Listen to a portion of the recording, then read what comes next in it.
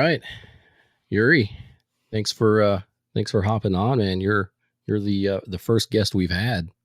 That's awesome. Thank you for the invitation. Really good to see you again after so many years, after almost 15 years. Yeah, yeah, yeah. Yeah, I think we've just chatted or emailed every once in a while. Yeah, we are in Saw. touch. We are in touch on Facebook, but I mean, Yeah, face to face, and I mean, at least on camera, it's been 15 years at least. yeah. That's true. That's true. And I guess a little background is that we actually met way back in 2004. 2004, right? We both worked at Dell, and you and along with some other folks came on to the group with the group that we worked at Dell Yep. on the Microsoft team. So yeah, so and one of the first things that I learned about you is that you're a big Iron Maiden fan. Um, Yes, yeah. absolutely. I've been listening to Maiden since I was 11, and I'm 45 now, so it's been a really long time. And I've been actually following the band for a really long time. Maiden is part of my life basically. Do you remember what the most current album was when you started listening? What year? What year was that? So my first record was made in Japan, which was Oh back in wow. the 80s. It was the tour, was still with Paul Diane on the vocals. Yep. It was the tour of Killers. It was right after Killers. They went to Japan and they recorded Made in Japan. So that was my first record. I was really young, but to be very honest, what really attracted me on Maiden, because I never heard that type of music, was the cover, right, Eddie. So Yeah. Eddie was actually the first impact.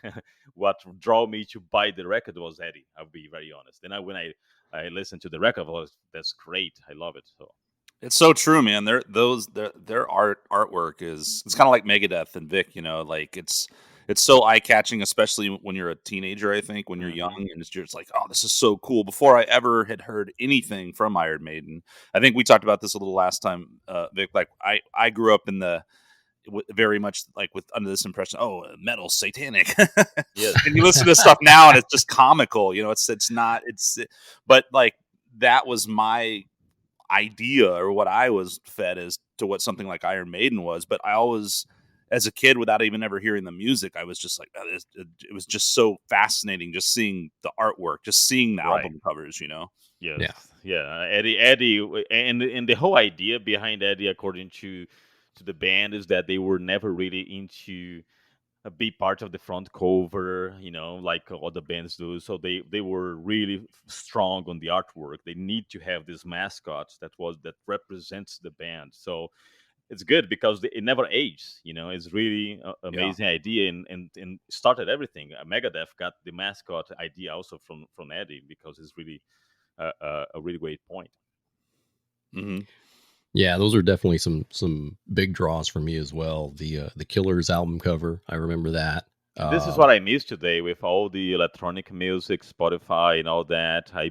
I still buy vinyls. I still buy the records just because I like the experience of opening. I still oh have yeah, vinyls and mainly vinyls because are big, not like CD that's very small. So I buy a lot. Still buy a yeah. lot. That Somewhere in Time cover was awesome because it had a lot of pop culture references. Oh, You have there is a whole Wikipedia page only on Somewhere in Time oh explaining wow, all the details of, yeah, because if you start looking at, there is a lot of reference to other songs, right? There is the Power Slave part. There's 22 Acacia Avenue. There is lots of reference of other songs before Somewhere in Time. yeah. Was that 87 when that one came out? The Somewhere in Time, it was 86, I think. no, so it was 86 exactly. Yeah, yes, sir. Okay, 'Cause- 86. Okay. Yeah, yeah, yeah. And then Seventh Son was 88. If 88. I, Yeah. okay, Yeah, those are yeah, the first ones I remember. Yeah.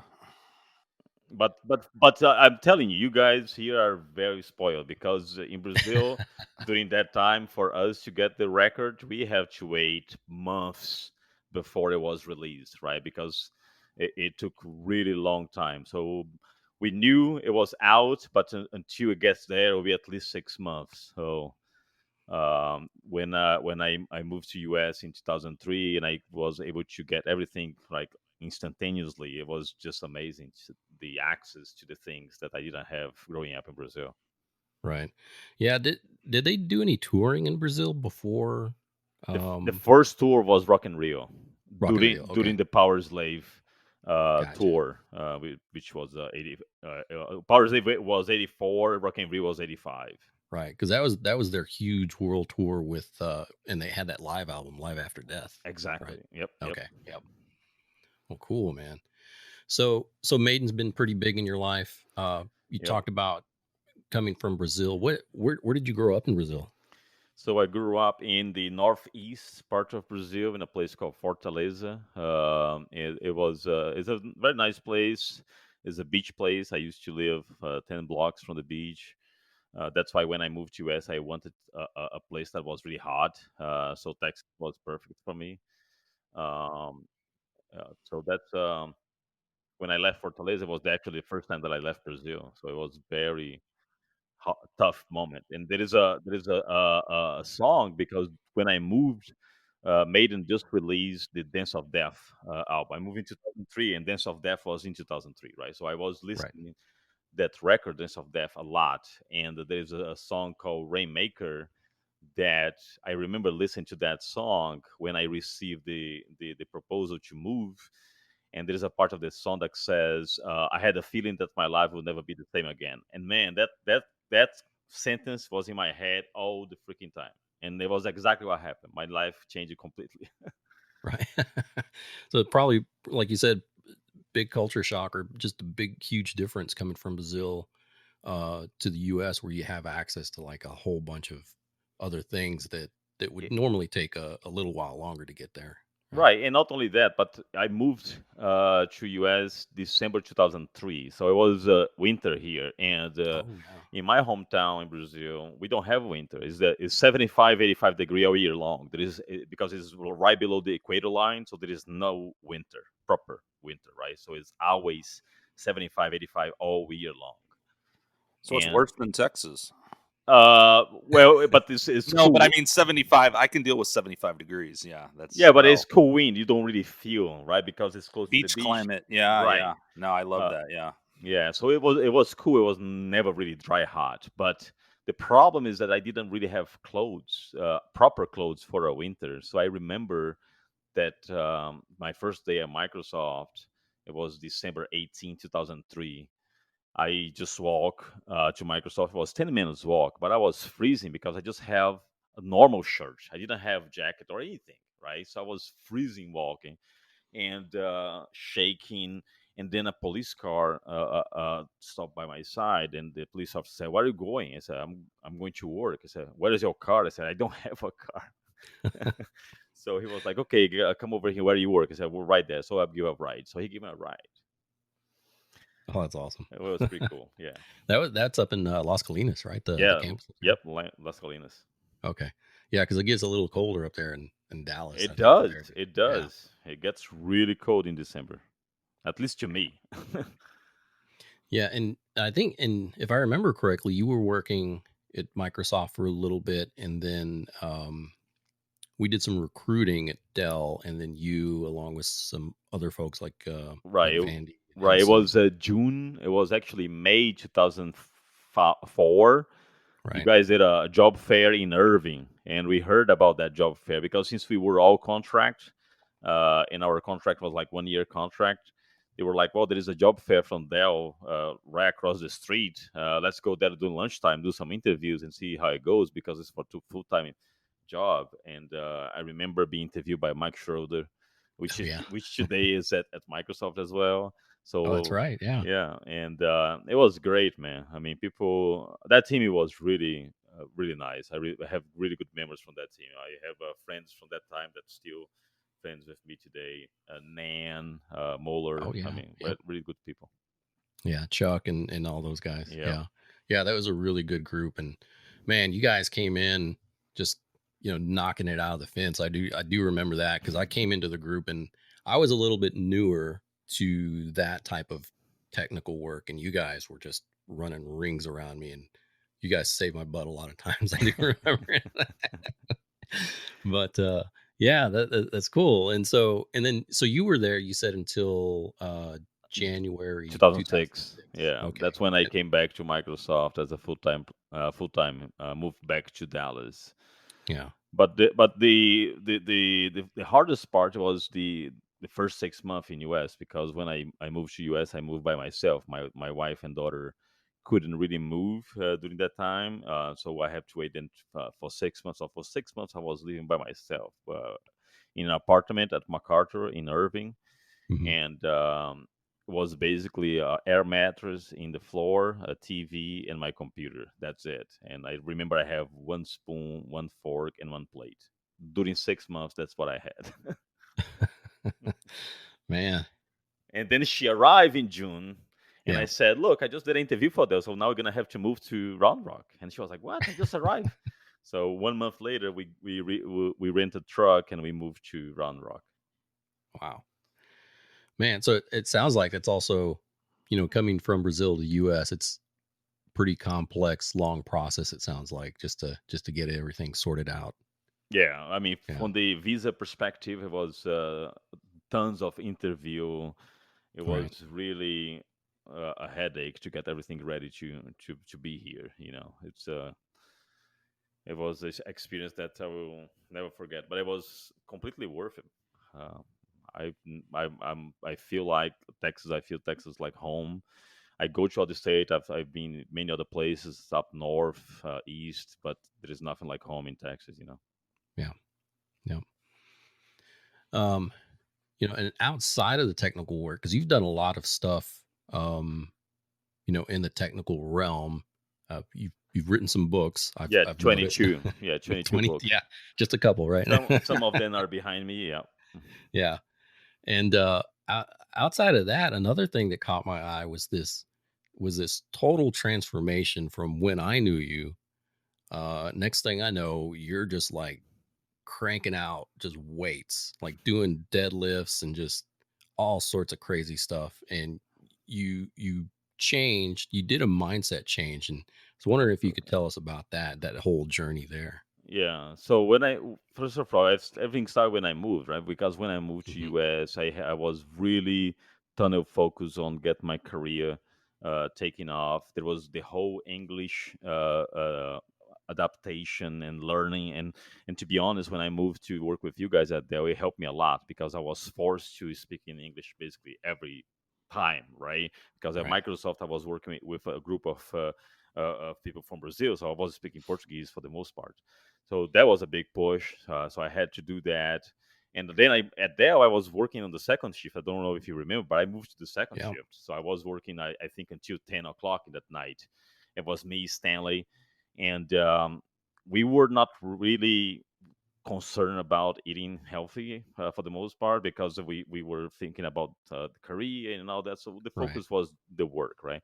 And it was that moment that everything started. So I basically gained a lot of weight on my first between 2004 and 2010. So were 4 years in which my career did take off, but I also gained a lot of weight and and started having healthy issues. Right, I remember at some point in my peak of my obesity, the doctor said, "Look, you continue to go in this direction, you're gonna die."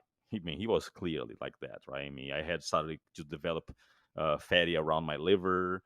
It was bad, and I still didn't care. And the thing really started changing when my youngest was born in 2008. That by 2010 she was already 2 and she was running around in the house, and I just couldn't catch. Right, I was getting Hmm. tired, my knees were giving up, and then I met a guy that until this day I still working with him, with Greg McCoy, which is a bodybuilder coach, and I came to him and said, "Look, I want to lose weight because I want to compete in a bodybuilding competition." I mean, that was very ambitious because look to a 280 pounds guy, 36% body fat, saying that he wants to compete, but he really motivated me, saying, "Yeah, let's do it."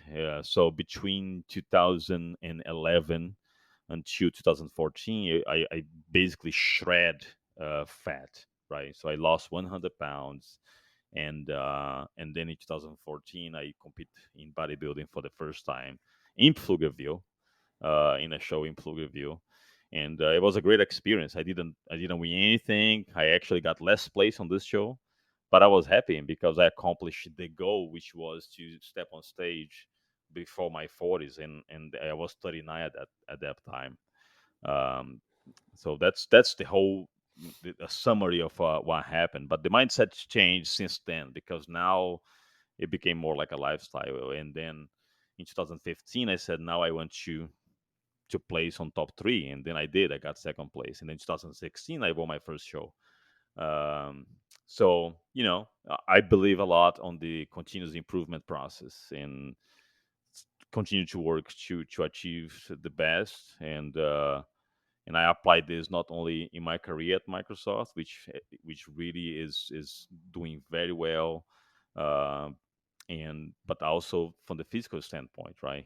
Right. I can always improve. There is always opportunity to improve. Right. That's really fascinating, man. That you like kind of right out the gate when you made that decision, you were just like, I want to compete. Like it wasn't something you.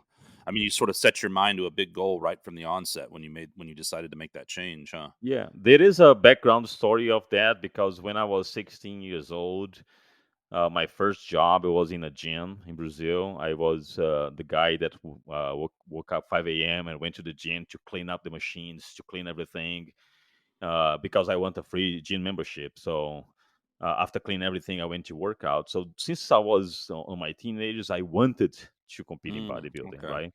So I saw this happening in US. I went to some shows just to watch because I was always enthusiast, and I knew that bodybuilding will give me the discipline to execute the plan to get there. So you have an idea. On the first year that I lost 100 pounds, I ate the same meal during 1 year entirely. I was going What? to parties with my Tupperware. I was going to Yeah, Thanksgiving with my yeah. Tupperware. I mean, it was the whole year eating the same thing. What was your diet essentially? So I was 800, 1,800 calories a day, 6 meals a day, eating every 3 hours. So it was around 60% protein, 20% fat, and 20% carbs. Basically, the basically stuff like egg whites, chicken, broccoli, brown rice. Very simple, but effective. Hmm. Very Hmm. simple but Right. effective.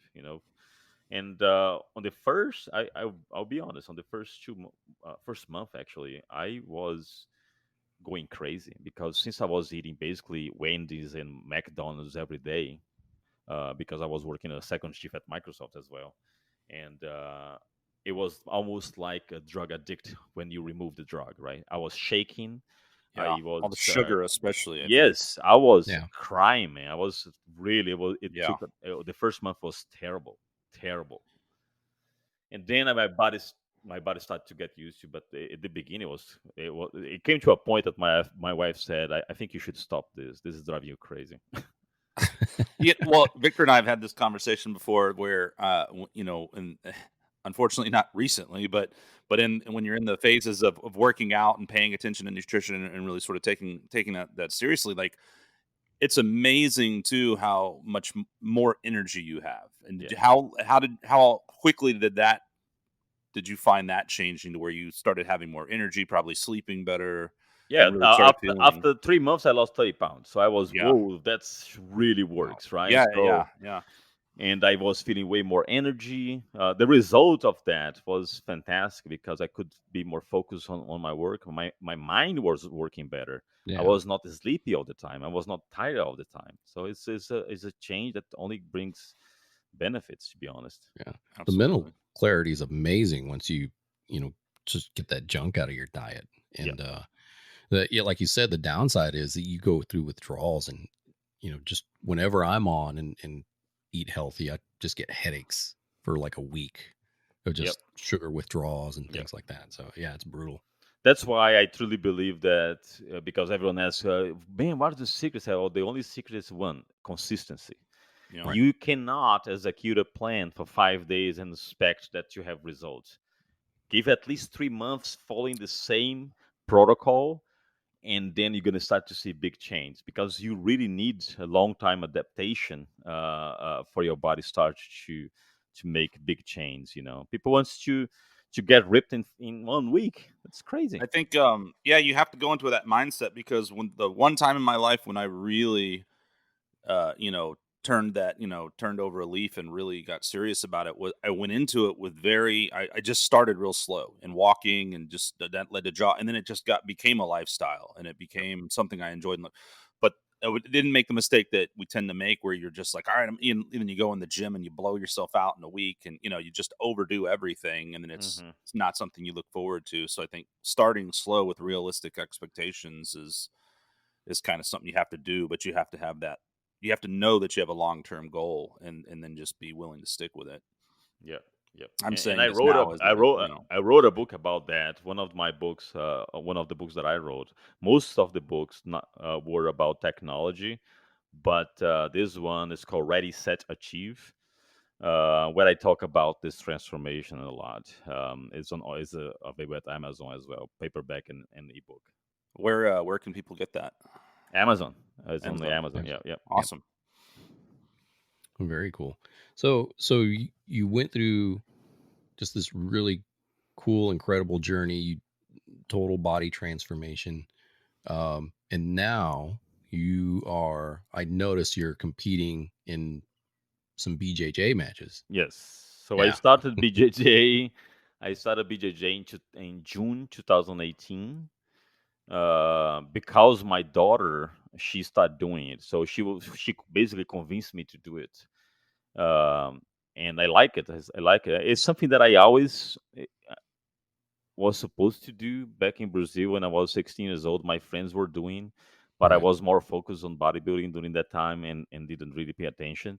So it was good to see and to experience. But as I'm very competitive, and I'm goal driven, I was like, I want to compete on this thing as well. So in January 2019, I was still a white belt, and I went to my first competition, got crushed. But I was like, damn, that was something else. The experience of someone trying to hurt you, it was really different, right? Yeah, it's And very humbling. yeah, and I was like, well, I want to do this. I want to compete. I want to win now. So I Right. compete in as a white belt in the Dallas Open in May 2019, and I won. So that was my first winning. And then I start doing right. I competed in Houston last year on. I was still a white belt. I won, and right before COVID this year, March 2020, I went to Houston now as a blue belt, and I competed again and I won. So it's good, man. It's good. It's a completely different adrenaline. It's way Right. more adrenaline than bodybuilding, because bodybuilding, you do all your work before you go to stage. When you go to stage, everything is done. There is nothing else for you to do. Now you just need to show your muscles. You need to know how to pose, and you need to present yourself. But you're not battling with someone else, wrestling or anything. I mean, the work is done. In Right. jiu-jitsu is different. In jiu-jitsu, a simple mistake can define the match, right? So there is 5 minutes of very intensity and focus on at that moment. Is incredible. Are you with these matches? Is it grappling only, or is it more like MMA? Is No, there it's not. There is striking? no. It's There is no strike. grappling, Right, right? Okay. right. We start standing. And then we, as a jiu-jitsu fighter, always take down to go to the floor, and then it's a ground game at that point, right? Hmm. And there are points, depends on the position. There is a point system, or you can submit. If the person taps, you win. Right. Yeah, Yeah, I did very little of that many years back, and I'm well, especially being from Brazil. Are you from Brazil? I'm sorry, I missed that in the yeah, beginning. yeah, You're yeah. I'm originally from from Brazil. there, so I'm sure the Gracies were just a huge thing down there, and then you go Huge, into the. huge, And huge. for me here, when UFC started, the very original UFCs, and maybe what was it, early '90s, maybe, and I was a Yes. Yeah. huge Hoist Gracie fan, and Yeah. In fact, my dog, I think you remember my dog. Oh I yeah, had a yeah. Rottweiler Hoist. named Yep. Hoist, So Yeah. yeah, I was really into that and did a little bit of jujitsu back in the '90s. And yeah, you're right. It's very much an adrenaline rush and very little room for error. Yeah, you think 5 minutes is like, oh, 5 minutes, I have cardio enough. I do CrossFit. I do Oh this, I do man, that. yeah, no, No, 5 minutes grappling yeah, is like yeah. I'll wear it's you like out a immediately. freaking eternity. Oh my gosh. So you probably had to change your training regimen I did yeah. because Okay. I need more explosion. I need more cardio. So I backed down a little bit of lifting heavy and incorporate a little bit more cardio. Um, so the training change. I do like to lift heavy, so I still have some heavy days throughout the Right. week.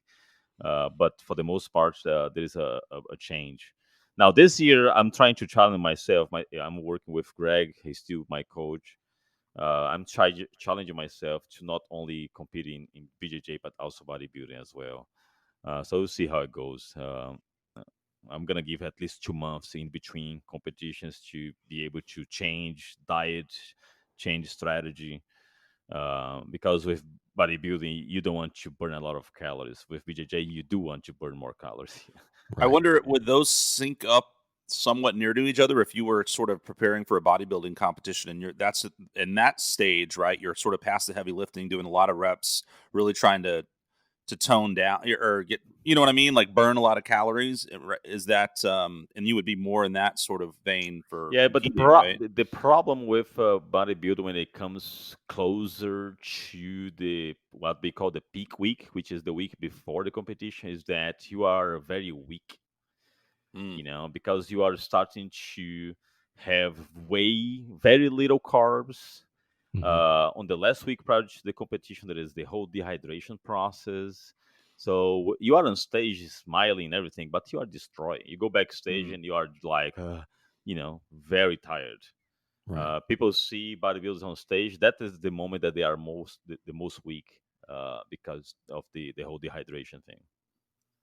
Wow. Do you have any particular bodybuilders that are favorites or primary influences in that sport?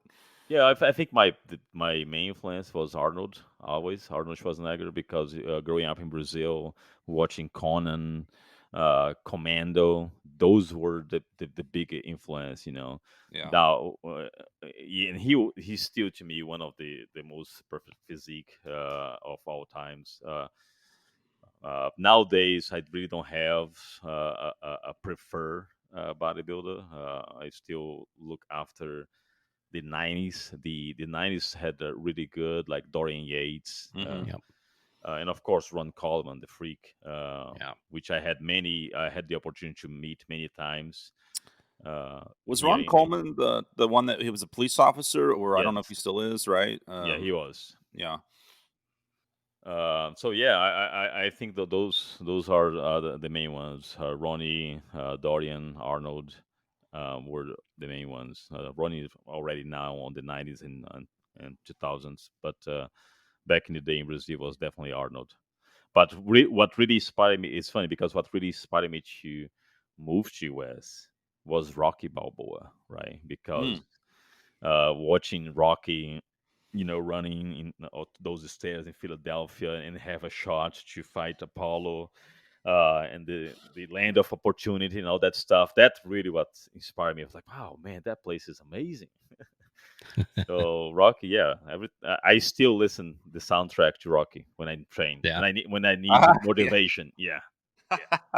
that's Get you awesome. going. Yeah, I was gonna ask what's the music in your headphones when We would you're have Well, working thought out? we would have thought Iron Maiden, but now it's Rocky. That's no, yeah, I mean Eye Rocky of the is Tiger. Rocky is on the days that I'm down. Like I need some punch, Right.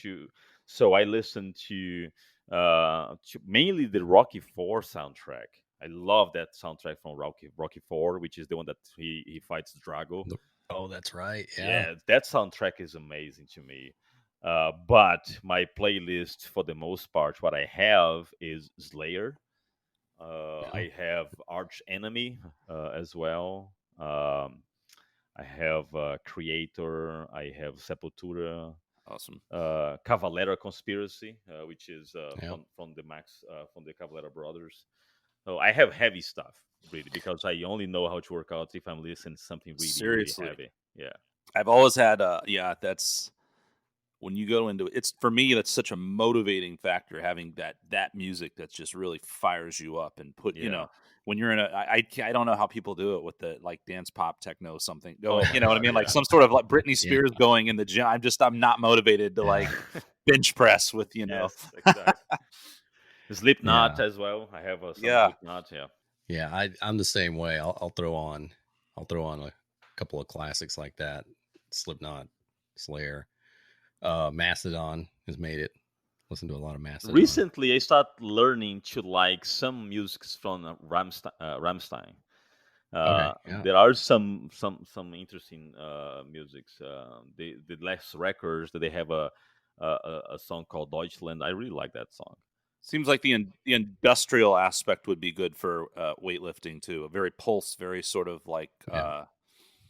you know, pulse. Yeah, even some stuff that Slipknot does, right? This last record from Slipknot has really some good songs, and I had the chance to go to this latest tour here in Dallas because they were in Dallas last year, so I was there to see it.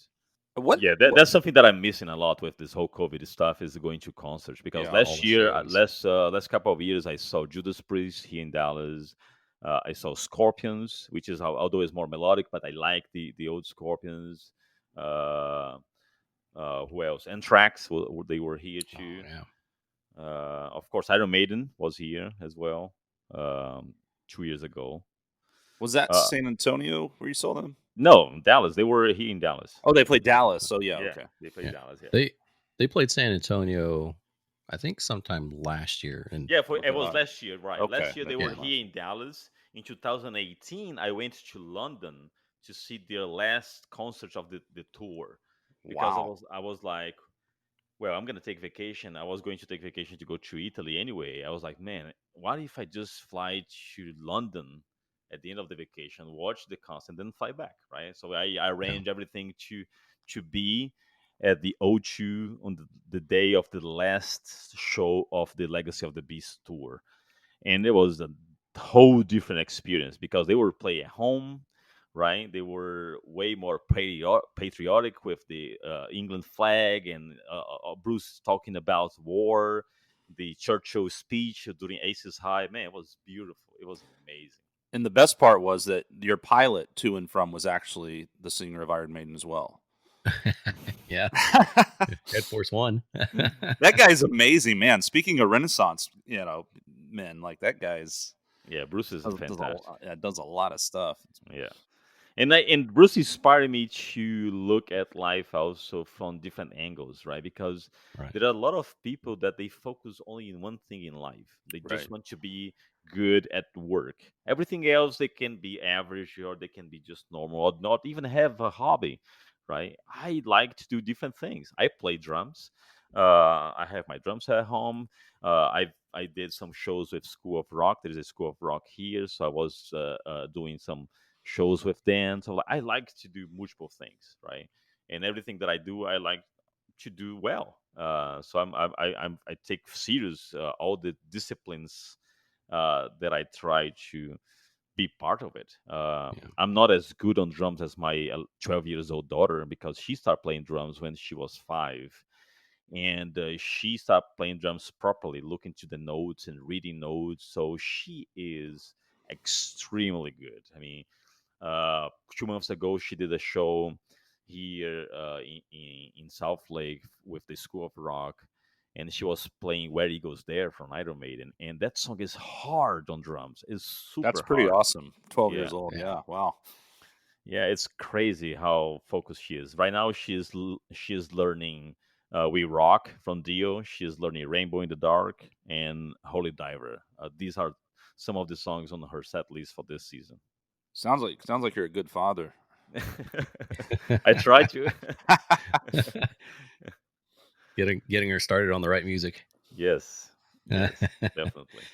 And I like the fact that you mentioned your first match where you lost, but and I think especially, I mean, me and Skunk were kind of chatting about this, with everything going on, just this mindset where you take those experiences where you may not win, but you learn from it. You keep going, right? You motivate yourself. You keep learning. So you take that approach, that aspect, that perspective, right? Rather than Hmm. just kind of get fed up with it and Oh yeah, absolutely. I yeah, mean, I think that the reality is that the moments that we learn more are usually when we lose. Because of course, if you don't have a big ego, if you have a big ego, you're never gonna learn anyway. But if you don't have a big ego and you use that chance that you lost to do a reassessment and see where you can improve and learn from everything, that's a huge opportunity, you know. And since I recorded the match, I watched that match 100 times. I think after that, and I start saying, "Why I did this wrong? I did this wrong, right?" So I watched with my professor. We work out the game plan. We identify the mistakes and we improved.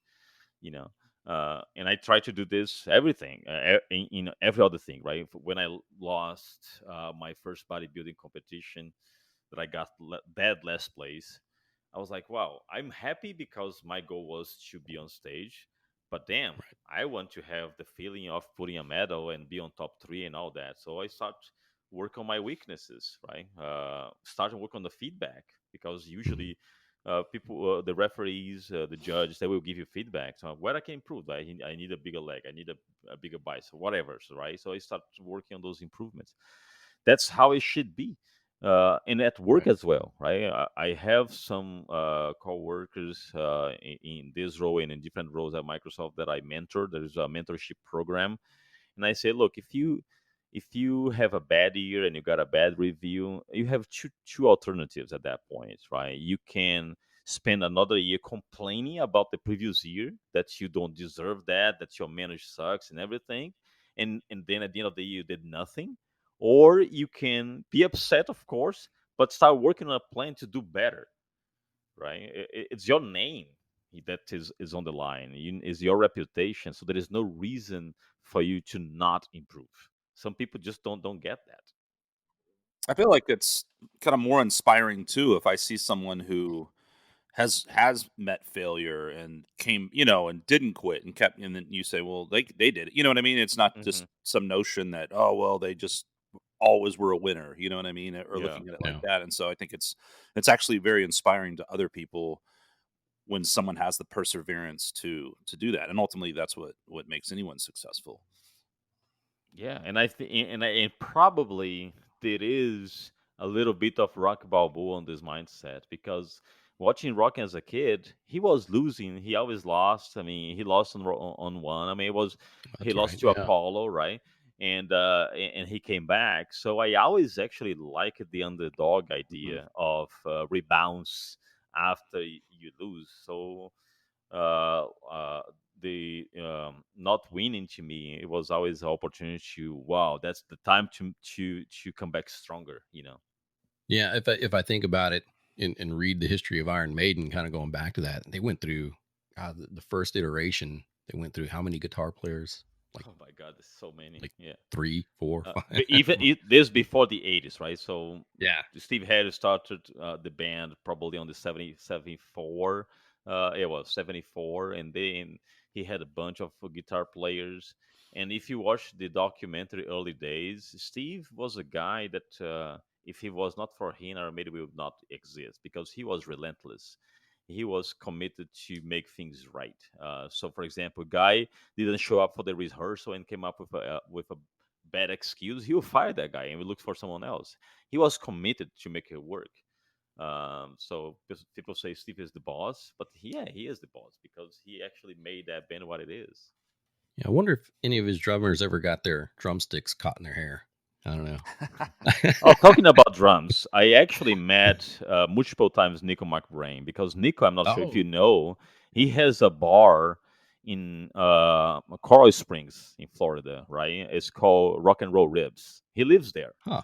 in Coral Springs. So 3 years ago, actually 2015, I went there because every year he used to, not anymore, but he used to do a party to celebrate the anniversary of the bar. So he put a tent in the parking lot, and he play with his friends, a bunch of Iron Maiden songs and everything. So I flew there. I watched the show. I ate some ribs at the bar, pretty cool ribs, and then I met him, get autograph, picture, and everything. And then on the year after that, I said, "Well, I need to bring my daughter, my family here." So I brought the whole family there, and then something very special happened because my daughter, the one that she plays drum, she was right in front of the stage watching, right? So he finished playing. He goes and start talking because he talks a lot during this show. And when he is about to leave the stage, he look at her and say, "Here for you, sweetie," and give the two drumsticks to her. Man, that was like I start crying. I was like, "Oh my god!" He literally gave it to her. Here, sweetie, and she looked at me like impressed, like, "Oh my god, you see that?" Never will forget that. We still have the drumstick in our Iron Maiden room because we have a whole Iron Maiden room here in my house. So it's What a awesome, man. cool, inspiring moment. How long ago was that? You said? That was 2017. Okay. Yeah. And you also got a picture with Steve Harris too. I saw Yeah, that. Stevie was this year because Steve Oh has wow. a band, solo band called British Iron, Hmm. and they were on tour in US, and they came to Dallas. And the Steve is funny because Steve play in huge place, but with this project that he has, is the British Lion, it's all about small venues. So I'm not sure if you know, in Dallas there's a place called Trees. Oh yeah, for sure. Yeah. Yeah. So they play at Trees. That's a small place, you know. They play at Trees. And after the show, he was hanging around taking pictures of the fans. I was like, my goodness, it was amazing. It was That's amazing. awesome. Yeah. That was in January, right before the whole pandemic thing. Trees is like a place I aspire to play. And Steve Harris is like, I guess I'll play this little shack. Yeah, yeah, exactly. Oh Yeah, man. my daughter already play on Hard Rock Cafe in Dallas. Oh wow. I did play on Hard Rock Cafe in Dallas with the School of Rock. That's the season that I played there. I played with it was Led Zeppelin cover. So we play a whole lot of love. It was the biggest venue that I play, and I was extremely nervous, of course. And of course, on the first song, my drumstick flew away. Lucky I have another one in my pocket. That makes me Uh, feel so good because I can't hold a drumstick to save my life. I feel like I could be a decent drummer if I could hold on to my sticks. If your daughter has any pointers into how to hold drumsticks, I'll do a lesson sometime. but you play guitar, right? Yeah, guitar and piano are my primary instruments. As a lot of, I think, whenever you play one instrument, you want to play something else. I think so. I dabble on the drums, Mm, but not a drummer. yeah. No, I really like it. It's very physical drum. I mean, I usually finish a show. I mean, sweating a lot. I mean, really soak sweat. That makes me think of something. It's funny to me. There are a lot of drummers that are really like very out of shape, and it seems so bizarre that you get these just fat dudes that can just kill it on the drums because it takes so much stamina, and you Hmm. would think you would be ripped and in great shape, but there's a lot of drummers that Yeah. are very not. But the thing is what your body is conditioned to do. Usually, those guys that are fat, they have a lot of experience, so Also, I they think good technique probably requires less. exactly, Yeah. yeah, good technique, you know, proper posture. I mean, there's so many things. Sometimes they don't waste so much energy because of they are very technical. Who are some of your favorite drummers as a drummer? I love Nico from Iron Maiden, of course, but I think one of the best ones is Joe Bohan from Led Zeppelin. I like Bill Ward from Black Sabbath. Bill Ward, what he did with only a very small drum kit was unbelievable back in the days with Sabbath. I mean, Sabbath, if you think about it, was really the father of heavy metal. Oh yeah. they created things without really reference. It's amazing. Not to mention, I want to say their first album was literally done in a day. Like they went in and tracked the entire album and just That I didn't know. yeah, and then it was mixed and make Ozzy did 2 vocal passes, doubled his stuff. I mean, maybe he did some multiple takes, but yeah, they really cranked them out back then. Obviously, very different time, and still, it's all just classic stuff. I'd have to agree, man. That's some of that old sort of heavy metal innovators, if you will, are definitely some of my favorites as well. Yeah, yeah. I like a lot also. I mean, from this new generation. I mean, not from the new, but from the '90s. I like a lot. Dave Lombardo he was on Slayer, right? He was super fast as well. Um, Nick Menza, Megadeth. Oh yeah. Love Nick Menza, yeah. Yeah, passed away playing drums. Yeah, he had a Yeah. heart attack. I Yep. believe it was a heart attack on stage at Yep.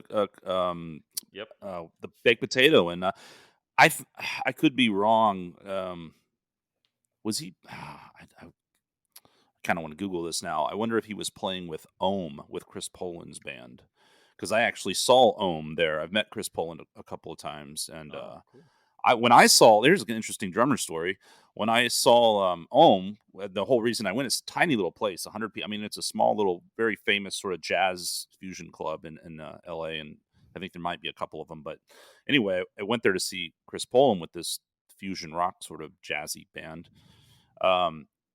And they just blew my mind. They were amazing. And this was back around, it must have been around 2004 or something, because he had just recorded The System Has Failed with Megadeth. Hmm. It's like he came back and recorded on that one album.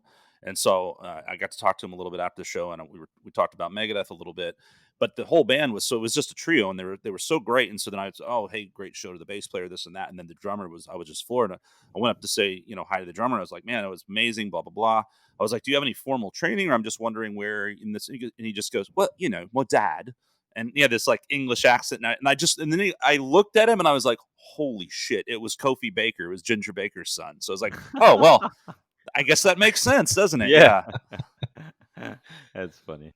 I'm Yeah. looking this up now out of curiosity. Yeah, it's a damn shame, man. He died really young, Nick Menza. Yeah. Really. Oh, how long ago was that now? It's been When a he few died, years. it Oh, was it's 2016. 2016. Yeah. 2016, yeah. Okay. I was also so proud when Vinnie Paul died. That was also shocked. Oh yeah. Yeah, Yep. no kidding. Yep, he was Yeah. playing. He was playing with Ohm when it happened. Yeah, sad. Wow. I had the opportunity to play side by side in Dallas downtown with Vinny Appice because there is a thing called Dramathon every year. It's like drummers raising awareness about breast cancer and all that stuff. And Vinny Appice always usually come for this event. So you pay a little bit to play. It's almost like a donation, right? So you play side by side. So I had a chance to play with Vinny Appice. You know Vinny Appice from Dio, right? Yeah, yeah. Man, the thing about Dio is there. For whatever reason, I love Dio. Every time their songs come on, I crank it. And I love it, but I don't know. I never remember the names of the guys. Like every time I hear a Dio guitar solo, I'm just like, this is amazing. And I yet to like go, who the hell is this? Why does this not stick in my brain? Yeah, I don't remember the name of the guitars or bass, but I remember the drum, of course. But he's played with quite a few people, hasn't he? Yeah, Vinny Appice actually played with Sabbath in Heaven and Hell. So And I Moby may have. Ruth as well. I'm. Yeah, you know what? I wonder if he was playing because I saw them 2008, maybe somewhere in that. I saw Heaven No, and Hell you with probably Judas Priest. Yeah, you probably saw in 2007. That was the Heaven and Hell Yeah, and Dio. reunion Yes. tour of Dio. Yep. Yeah. That was Vinny Appice for sure. Yeah, Yeah, because I went to that show here in in Dallas. Yeah, it was fantastic. Yeah, I'm so glad I had the opportunity to see Dio because without a doubt is one of the best singers of all time. I agree. Yeah. Craig Goldie. We're giving him a shout out. That's Dio's guitar player. Oh wow, Doug Aldrich. I didn't know he was. Well, I guess he's had a lot of guys with him. Yeah, and man, that's been quite a while. When did Dio pass away? That's pushing I think 10 years? more than 10. Yeah, I It's think been, it's, this was the Really? 10th anniversary, I believe. Oh golly, wow. man. Yeah. Doesn't seem like that long ago. No, yeah, he passed away in 2010. That's right. This year was Wow. the 10th anniversary. I remember because I purchased one of the T-shirts from his website. It was a like a promotional 10 years anniversary T-shirt. Uh, Hey, do you guys know anything about the whole what do you call it, hologram Dio thing? I would imagine this would even be something that would be discussed even more in our current situation with, not concerts not happening and this kind of stuff. But they wasn't there supposed were to be some they sort of were hologram thing? Yeah, they were here last year. Well, that In happened. Okay. at the yeah, it did happen. They were at Bomb Factor here in Dallas last year. I thought about going, but then I was like, well, you know what? I'm not going. It's I don't want to just see a freaking hologram. So We say that now. 20 years from now, we'll just be like, well, shit, everyone we like is dead. I guess I'll just watch a hologram concert. yeah, Or it I'll could just be. sit in our recliners and watch YouTube. Yeah, talking about So, that, we lost last week. We lost Martin Birch, which was the producer of the first probably 6, 7 Iron Maiden albums. He produced everything from Killers until Live After Death. So big loss for the Maiden family, Martin Birch. Yeah. Did you catch them when they came to Austin for the first time in like 30 years? What was it? Oh no, I was in Brazil still, right? I moved in 2003. Okay. Well, I thought they came. What was that show we went to? Remember at Coda Skunk? Because you were there. that was relatively recent, wasn't it? That was maybe 5 years ago or something. I Maybe, think so. or maybe even more recent. Megadeth opened that show, right? That's right. Yeah. Yeah. But that was relatively recent. That was the first time I'd ever seen him, and I mean, it's one of those bands you hear about, and they're going to be great. But I was just like, wow. Yeah. I mean, and what was so amazing too was just the energy. You see these bands that have been around since the '70s, is just running around and killing it like they're 20 years old, totally. Yeah. I mean, and it was just like, wow, this is amazing, Yeah. and the Yeah. They visuals were broke out. great. Yeah, it was awesome. Yeah, they broke out one of their old sets, the Seventh Son set That's right. for the Yeah. show. Yeah. So it was like that whole ice Yeah, they had Arctic. a lot of visual changes, I think, too. And speaking of, I Yeah. think he did the flag. I guess that's a staple, running around with the British flag. I'm Are pretty you guys sure. talking about the first the Seven Son tour, No, or no, no. you That's talking the about? last time they came here a few years back. Oh, so I was on Yeah. that show. It was 2013. Oh, Okay. was it Yeah. that long ago? Jeez. Man. Okay. Yeah. Yeah, I was on My that show. God. It was on the it was on the Austin's race circuit. What is Yeah. it Yeah. Yeah. called? Circuit of Americas. Exactly. Circuit Yeah. of America. Yeah, I was there. Yeah, I was Okay. there. Yeah. I was already living in Dallas, but I drove just for that show. So I was there.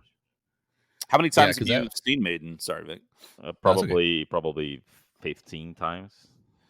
Are there any particular shows that stand above the rest? Always. Yeah, I mean, Rock in Rio was a huge experience. Rock in Rio 2, right, in 2001, because it was 150,000 people. Jesus.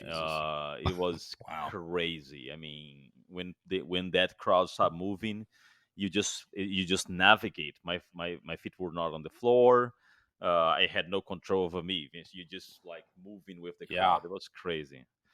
Huge experience. It was during the Brave New World tour. So that show was really epic. Then I watched. Then the second one, I think, will be the one in London. It was amazing experience. Well, yeah. Yeah, did you ever catch them when they had Blaze Bailey singing? I never saw Dan with Blaze. I saw Blaze by himself in Right. Brazil when he broke up with Iron Maiden, and when he left Iron Maiden actually and started his own band Blaze. He went to Fortaleza, my hometown, and they play in a small venue. I had opportunity to go backstage and talk to him, so it was cool. Yeah. Yeah. I caught one of their shows with him in like 96, 97. Like it was after I got home from the military, and they were playing small venues, but I do remember seeing them in a small venue.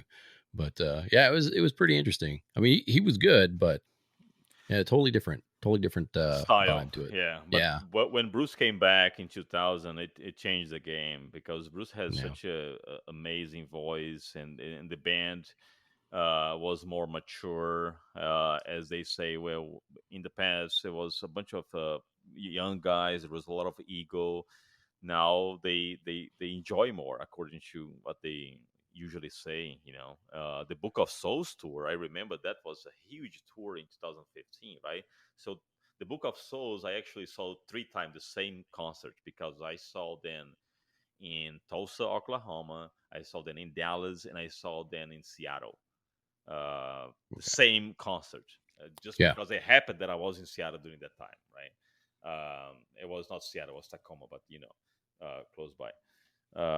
And I had the opportunity to take a picture besides the Air Force One, the huge Iron Maiden plane. So that was also a cool experience. yeah. When he came back for that album, I think Adrian came back too, Yep. like their other guitar player. Yeah, Yeah. Agent. Did they only have two for a little while there, or what? No, Or they was there had 3 guitars. no, but I mean, when before he came back, did they have someone else? So they always had three.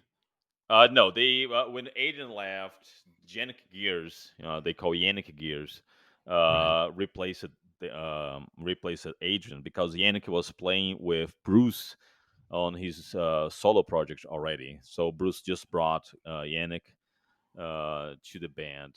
So when Adrian came back in 2000, then they start having 3 guitars. I see. Okay. Yeah. Okay. You made me think of the when you're saying the Rock in Rio thing. Like the one experience I've had, I've been to a lot of concerts and a lot of big concerts, but one of the early ones in the mid '90s was when I saw Metallica. And remember, Fight was one of the opening bands That's with yeah. Rob Halford, With Rob and Halford. Yeah, I'm not positive about this, but the guitar I've heard, or I'm this is like completely, who knows if this is accurate or not. But the guy from Steel Panther may have been the guitar player for that band. I could be totally wrong.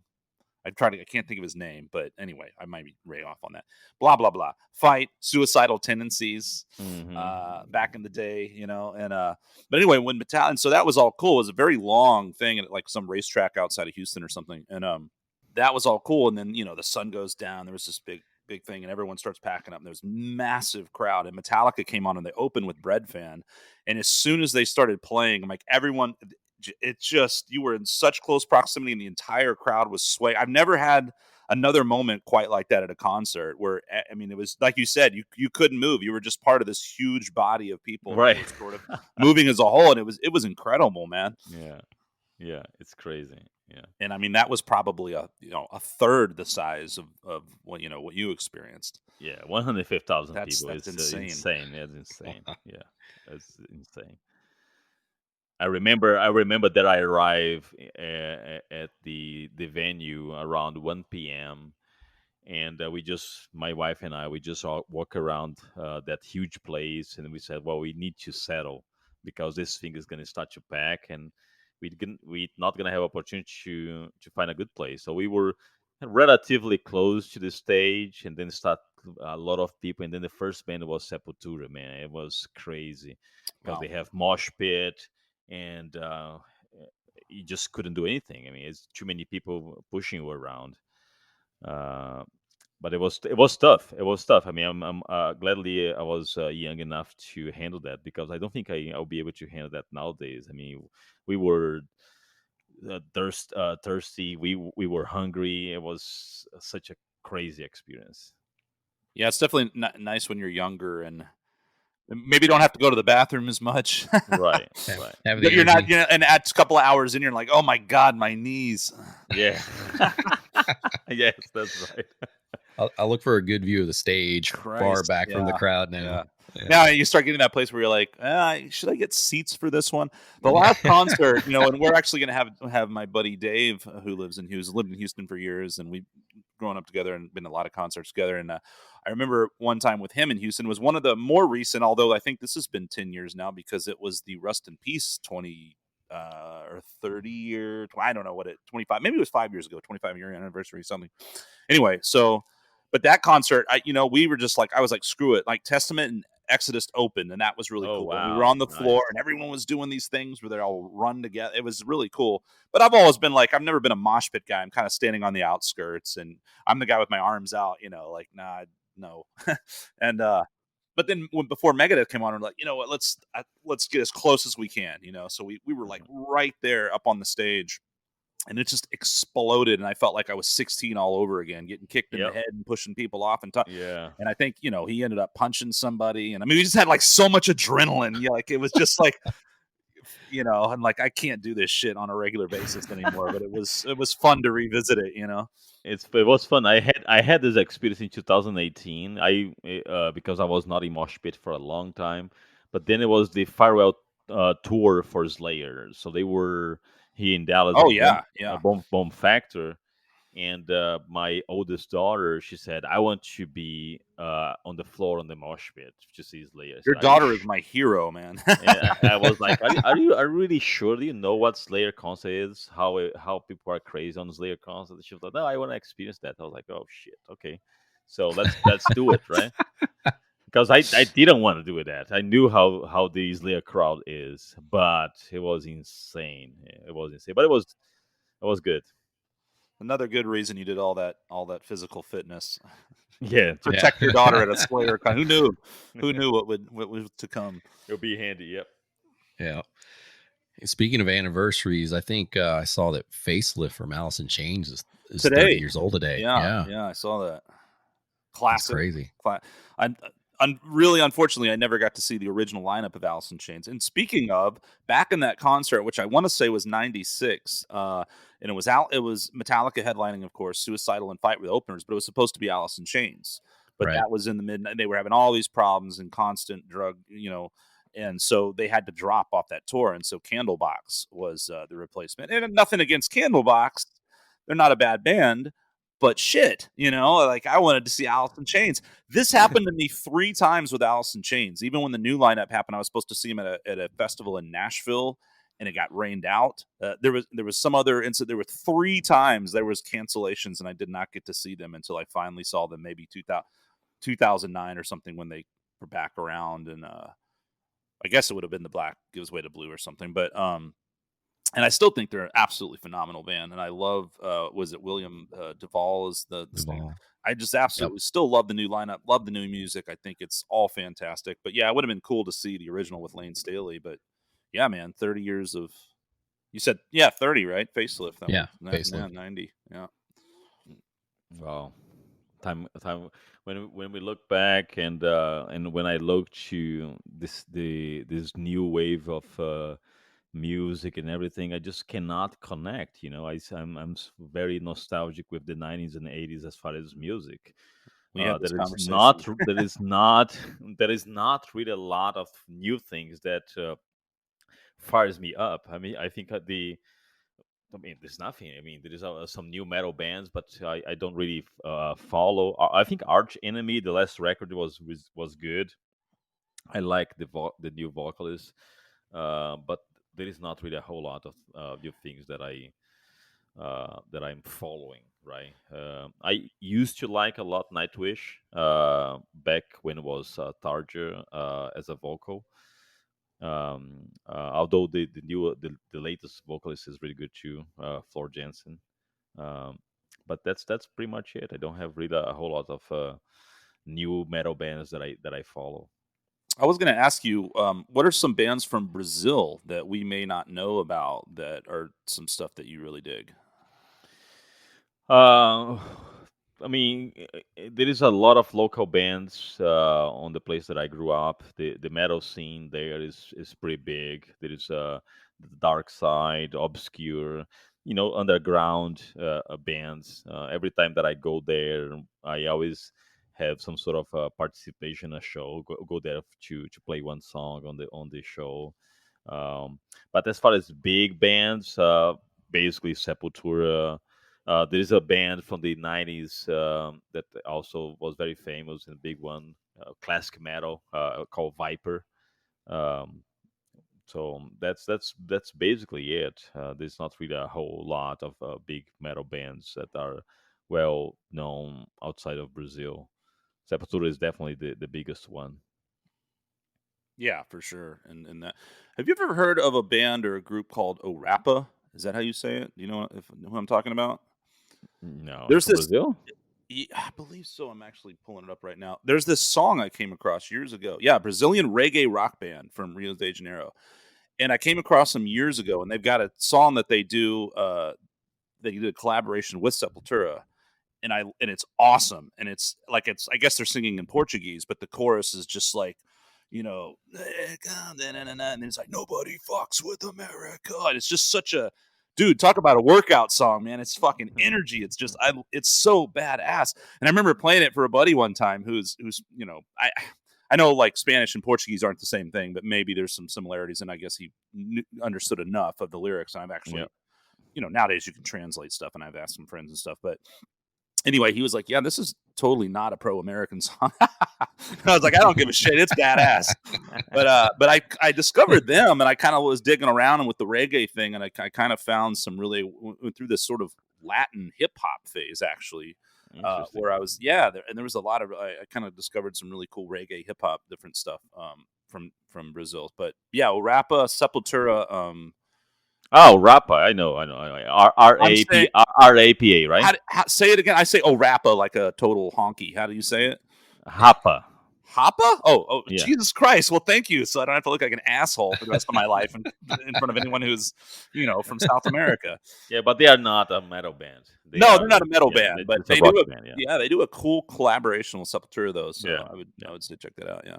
Interesting. The other thing also is that this mainly on the atmosphere that we are living, there is a lot of bands that are going too much to the political side, and then I just don't have patience to follow. Right. That's why I I hear remember you.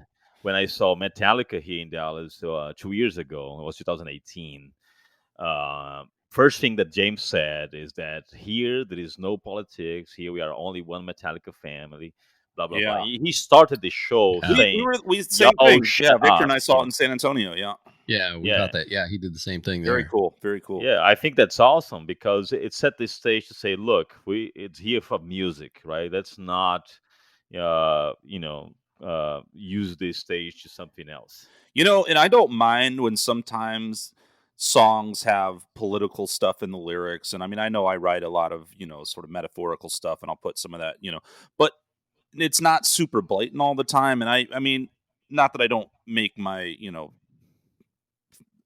beliefs or whatever known. Of course, yeah. I'm also not You can make Metallica a though. I'm not yeah. that's and I feel like when you're something that it because I know there's been a huge turnoff to me with certain bands and artists that when they just start getting so damn political, you're just like, geez, man, I just want like a lot of people are Yeah. like, I just want to come here to get away from that. I want to listen to some music and have a good time. And now you're telling me who I should fucking vote for. Yeah, That's yeah, exactly, shut up and play exactly. your next song, I went to Roger Waters' show. Very political, yeah. Oh my god, I almost left I the know. venue. It's unfortunate Yeah, because because I like Pink Floyd and I love and I nothing wanted to is see the original, but that's why Dave Gilmour continued with Pink Floyd and you left, man, because you are a freaking asshole.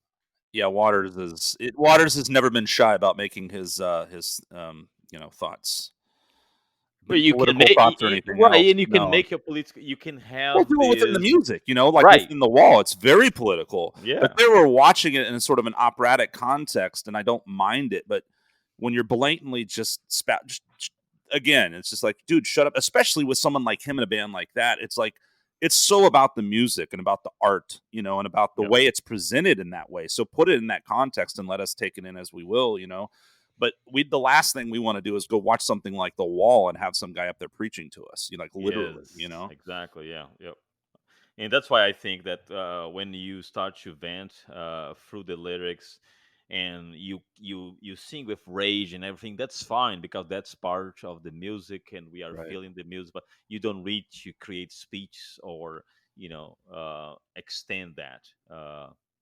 That's why from the metal perspective, I appreciate the metal because metal it tries to isolate itself from all that, and when we go to metal, really metal, Yeah. they don't do that. Now, if it is more punk rock, they actually would do that way more, right? I mean, I was listening to John Morello talking about Race Against the Machine, that some fans not were throwing off records of Race Against the Machine because they are too political. And they was like, well, what do you think the Machine was all these Dude, years? that's I mean, to give to their credit, like there's plenty of Rage Against the Machine. I think the first album is amazing. I love it, but Oh, there's a lot of Rage Against the awesome. Machine stuff that I'm just like, eh. I mean, in the whole a lot of the political stuff, I'm like, boo, whatever, don't disagree at all. But they came right out the gate like that, and you know that's what you're getting. Now the whole it's Right. Rage Against the Machine. It's a political based band. It's like Public Enemy or something. It's like you're not, you know what you're getting into. You're not going Right. to be shocked when you start getting a speech at a Rage Against the Machine concert, you know. True. Yep. I agree. But yeah, like Metallica or some of these other type iconic bands that have written a lot of great music, a lot of which is very political. Yeah, Uh, Maiden that yeah, never Maiden is theatrical, exactly, Yeah. and they are there to do a theatrical show. Different moments of the show. The sets change. The Legacy of the Beast tour is incredible because it has different sets throughout the whole show, and it's all about the music and the art, and that's how it should be. I agree. That's why you like someone like Ozzy. Like even if Ozzy was trying to tell us who how to, we wouldn't be able to understand him anyway. Put your goddamn hands in the air. Yeah, exactly. I saw the last tour of Ozzy here in Dallas with what's his name again? I forgot the guy from Black Label Society. Oh, Zach Wild. Yeah, Zach Wild. Yep. He was on the show as well. It was really good, really good. Yeah, Zach Wild. I love Zach Wild. I've seen Black Label many times, and he is a character. He's like a parody of himself, but just you got to love it, you know. And Yeah. it was really not a political thing, but kind of an absurdity of it was hilarious. I remember seeing Black Label one time here in Austin, and he had a piano rolled out and he was playing a bunch, just farting around a bunch before he went into probably In This River, like he always dedicates to Dime. And he went through this whole thing, and he's doing doing the cross and doing all these, and he starts giving shout outs, and then he's talking about, and God bless Tom Landry, and then I'm like, Jesus Christ, like just play the song, man. Like sitting here talking about Uh, football coaches and shit. And like literally he finally goes, all right, I'll shut up now and like play the song.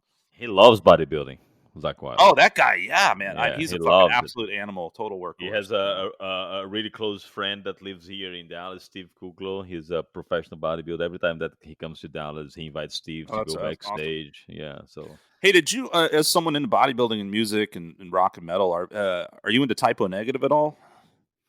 not really. I never really was a fan or followed their bands. There were some songs that I heard that are okay, but I'm not really. Not your bag, yeah. Yeah. Yeah, I think Peter Steele, who's speaking of, I think he's been passed away. I think in maybe 2009. But yeah, he used to work out in Brooklyn. I think he used to work out with like Lou Ferrigno or at Ferrigno's gym, and knew some of those guys. I know he was kind of an influence to me in that way, just as a musician, but also someone that was into physical fitness and stuff like that. Yeah, it's really hard for those guys to keep up with in shape with so many Especially, tours. yeah, especially on the road for sure. Right. It's really hard.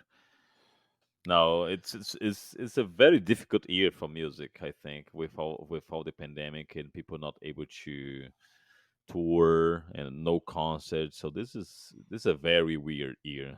There is absolutely not a single year that I don't go to a concert. I'm just glad that in January I saw Steve Harris here in Dallas. Uh, but I had already tickets for Judas Priest that they were going to play here in Irving in October, and it was postponed for October next year. But I have the tickets already. There were other concerts that were going to happen. Oh man, Megadeth, Guns N' Roses was touring, I believe. I was Faith No actually going to More. catch. I was going to try and catch Sturgill Simpson on this last tour he did for this last album he put out. It was really good. So a little bit off the metal track, but talk Yeah, about somebody who's a little bit outside the norm or the pop scene, right? So yeah, I feel like all the national stuff has been pushed back about a year, more or less. For me, it sucks for the fans, and I feel like the big bands will be okay, but what worries me is all the little bars, so to speak. Even Yeah. speaking of a place like Trees, just the local businesses and a lot of these places that are long time running bars and staples of the cities that they're in, and all these locals and nationals have played there, and I know that they're really hurting right now. So I think that's the worst part of this thing, is just knowing like a lot of these places aren't going to survive because of this, Yeah. and Small business. where bands going to play. Yeah. It's really hurting the venues more than anybody, I think, in a lot of ways. What about the 6th Street now? Since completely shut down. Well, it definitely was for a while. I mean, I don't know. I haven't been paying too much attention because, 1 minute everything's boarded up, the next minute everyone's protesting, then the bars are open for 5 minutes, everyone's acting like an asshole, and they close again. So I have no idea what's going on, but I know several bars here that have closed down, and it's a real shame. Some great places that just haven't been able to stay afloat. So I I don't know how it's affecting all the bars and dance clubs and this and that, but I definitely know for the live music venues that they've taken a big hit for sure. Now Austin is, from what I've seen, is definitely losing a lot of bars. So Yeah. we'll see. Yeah. I truly hope that we can start a new year, because this year is pretty much dead. Yeah. In 2021, come back with some sort of final solution, because this cannot really go on. I refuse to believe that this is the new normal. I actually hate that phrase, new normal, freaking new normal. What do you Yeah. mean new normal? That's not that's Right. not normal. That's No, not yeah. normal. So There's got to be some um and I don't know, I don't know how many what sucks, and I think we were talking about this before or last time, Vic, was just like, it's like, well, on the one hand, there's a lot of there's protests and going on and all, and that's fine. And then certain businesses are open and certain things are happening, but then the bars and other businesses aren't. And I've been very much like, yeah, wear a mask, take precautions. But I'm also like, we can't just indefinitely shut down everything and have all these people losing their businesses, especially local owned businesses and stuff like that. So it's like, we have to figure out a way, like, you have got to open back up, and I yep. mean, in a safe, responsible way, the best we can, and then give people the choice to go do things. And I mean, I've been very much on, team mask and all that kind of stuff, but I think, but I'm also not for just like, okay, tough shit, let's just all sit at home for the next year. Yeah, Like, because for example, Right. sports are opening up. exactly. Like, I mean, I'm actually going to Austin next month to compete on the jiu-jitsu tournament. And and I mean, if I you can mean, do when you are, jujitsu, yeah, I when mean, you're on you're the not going to mat, get there's any no more mask. physical than that. Yeah, exactly. Right. Yeah. You're gonna stare each other down, Yeah, air grapple, yeah, ninja stuff, ninja Zoom stuff. grapples. Yeah. Yeah. So things I've are got you in opening my up. guard. Let me adjust my camera. Hold on. Yeah. So I think someone has to lead the way, and I'm just glad that the IBJJF, they start open up. We have this tournament in Austin next month. We have another one week after in Oklahoma City. There'll be a Pan Am in Florida in October. So this schedule is coming up. Are these events open to the public? It used to be with before the pandemic. Now it's not, I right? So see. this is something that they restrict. So only the athlete and the coach can get in. Right, but at So least that's you're able to compete. Obviously, you'll have to do the testing, I imagine, but I would imagine the people competing are probably going to have to do that, right? no. Really? Yeah. Just Fuck. just a temperature check. I Here, would put this up your imagine. nose. Fuck you! I'll kick your ass. Yeah. But it is. I'm glad that some sport open up in Brazil. The whole soccer season is already open without public, but it's already open. So things are getting Yeah, I back mean, at least slowly. there are sports are happening. It's just without crowds, which is very odd for sure. But Right. it's something, When the football season starts, I don't know. People are going to lose their damn minds. Like, that's going to be, at least in America. I don't know about the rest of the world, but the United States, they need their damn football. Like, that's a thing. Well, I think that next year I always try again back going back to the mindset stuff. I always try to look at things from the bright side, and so I have a lot of hope that 2021 will be not only going back better, but hopefully going back to the normal, because I like traveling with my family, and this year we didn't travel at all during summertime. Um, so that is something that I really I actually had my tickets to Brazil because my mom turned 80 years old, so I was scheduled to go to Brazil in July for her birthday in August, and I couldn't go Mhm. because it was exactly when all the flights from to Brazil were banned. So they canceled my flight. I still have the tickets purchased and I can use next year, but they canceled the flight and we couldn't go. Wow. Yeah. Yeah. Hopefully, being hopeful that something will happen soon. Um, I think they were testing some vaccines, or read something about testing vaccines, but who knows? With our luck, it'll probably be a suppository. You know, Oh you'll be at the boy. doc. You'll be at the doctor's office, and you'll hear the girl from Ipa Nipa, in the overhead. Be like yeah, be like that scene in in the movie Fletch. Oh Like, oh, we need a Moon River. uh, No, that's funny. yeah. Well, cool. I think we're coming up on time here, but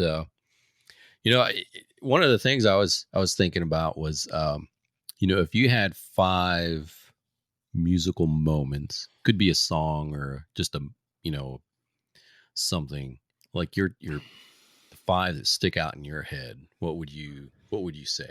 Song?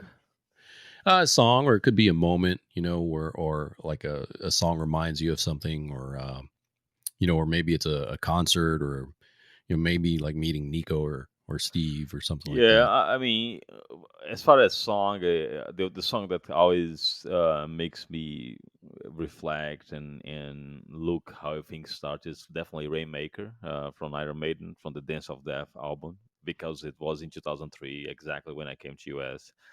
So that song has a really special meaning because I remember in 2003 before come to US I was teaching in Brazil in a university. I was a professor there as one of the jobs. Right at night, I was professor. During the day, I was a consultant. But going to the university to teach, I had that song in my CD in the car all the time, and just listening to those words that the life you change and everything. It really marked that time of change because I basically born again. I had to start learn to speak again. I had to start to learn how to write again. So it was almost like a reborn. So that's something that I remember really a lot. And as far as moments, I mean, there are so many good moments. Of course, my two daughters when they were born. It's funny, my oldest when she was born, um, the the place was actually playing a song from a band that I cannot remember the names. It was an English band. Okay, well, anyway, but it was another song that I remember sometimes. If I listen, I know, but I don't know the name of the band because it's not metal. It's not something that I listen constantly. So those were two extremely magical moments for sure. Meeting Nico was definitely one of those moments. Mainly the first time that I shook his hand. Steve also was very emotional because I mean you listen to the guy playing since you are 11, and suddenly you are in front of the guy, and the guy look at you and say, "Hey mate, how's it going?" I was like, "Whoa, shit." So those are definitely good moments. And I think arriving in US it was also extremely magical because it was almost like I was in a movie without captions. Everyone is speaking in English, and I was trying to look for a translation, and it was so bizarre that suddenly I was. in that place that I always dreamed about living, and it was happening. That was really, really, really a good moment. Very cool. And people take those things for granted. Uh, That's something something that I always tell to my friends in US. I said, look, you have no idea what is, what you actually have here, the opportunities that you have here, because you grew up with this in your hands. I mean, around you. So you take for Mhm. granted. I mean, so glad you when said that. Yeah. yeah, it's really opportunities that you are able to do here. My life completely changed coming to US, and I always gonna be thankful for the country to enable me to do that, right? Right. And I got really pissed when people don't see those opportunities. Yeah. And they don't appreciate what they have. Say, oh, well, go to a third world country and stay there for 1 year and see what reality is. You will change your mind rapidly. But don't Yeah. go there as a tourist. Go there to try to live, to pay your bills, to try to have a house, or to try to buy something nice, and then you go on the street and someone rob you with a gun in your head, because that's how it is. So Yeah. No place is perfect, but I mean, it's always irked me as someone who's is from here, and you hear that story all the time with like you're saying, or one of your heroes, and so many Arnold, people who came here for the American dream and made it happen, and it's sure it's got flaws, and there's all kinds of problems everywhere in the world, but you hear that time and time again. I think especially like you were saying, oh, we had to wait 6 months for an Iron Maiden album and this and that, and all these things that we just take for granted. It's right here at our fingertips in the this country simple thing. sometimes, and it's like, Simple thing. man, dude, like you've I remember going to Philadelphia in 2008. My wife was pregnant. We went there just to watch Iron Maiden, by the way. Uh, and we went to Philadelphia first because the Iron Maiden show will be in New York. So we were going to Philadelphia and then actually New Jersey. Um, and I said, I need to see Rocky statue in Philadelphia. I mean, I'm here. I gotta run those stairs, So that was another cool moment. I was like, dude, I need to run those stairs. I saw that on the movie when I was probably 12. So it was fantastic to just run. I'd run that stairs and I went to the top and I jumped and I saw rock statue. Dude, it's those things are priceless. I have one more question regarding that. Did you ever drink raw eggs? When I was young, I did. Oh God. When I was young, Is I that the did. trick to bodybuilding? That's the one. That's the thing they don't tell you. It's like you got to drink raw eggs, man. Chase chickens. Yeah, chase chickens, right? Oh man, that's amazing. I mean, there's so many cool memories. And again, I try to emphasize this not only to the people that I talk, but also to my daughters. I say, look, you are growing up in a place that give all these opportunities. So make sure that you not only make it happen, but that you appreciate that. I think is extremely important to be thankful. That's great, man. Awesome. Well said. So your book, Ready, Set, Achieve, Amazon.com, right? Yeah, and Available. for all the IT peoples that wants just to have another book, cybersecurity or Azure, just go to Amazon.com, type Yuri Diogenes, and you'll see a bunch of books there. There we go. Awesome. Cool. Well, up the irons, man. Up the irons, my friend. Thank Up you the for the irons. invitation. I think the Thank conversation you. was great. Looking forward to advertise this podcast. So many cool things. We need this type of conversation nowadays more than ever to really get away from the news, from Facebook political discussion. We need to have this type of moments of sanity. Yep. Agreed. Yeah. Agreed. Pleasure to meet you, man. Awesome. Enjoyed Nice to meet chatting with you. you. Yeah, All right. absolutely.